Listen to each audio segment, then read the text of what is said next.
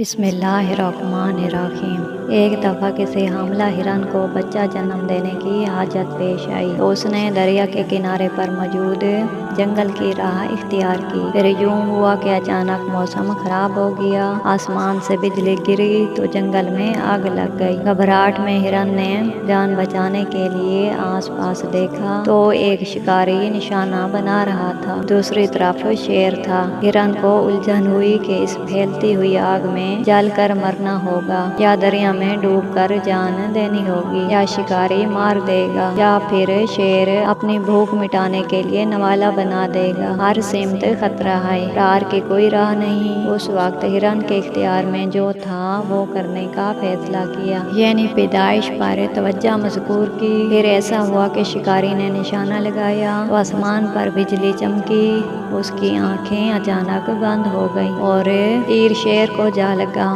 زوردار مینا برسا، جنگل میں پھیلتی آگ ایک دم بجھ گئی۔ ہرن کو اس کے خالق نے بچا لیا۔ زندگی میں جب کبھی مشکلات و مصائب چاروں طرف سے گھیر لیں تو اس وقت وہ کام کریں جو آپ کر سکتے ہیں، باقی چیزیں اس ذات کے لیے چھوڑ دیں جس نے نظام عالم کو چاروں طرف سے گھیر رکھا ہے، وہی آپ کی حفاظت کرے گا۔ انشاءاللہ ملتے ہیں اگلی ویڈیو میں، تب تک کے لیے اللہ حافظ۔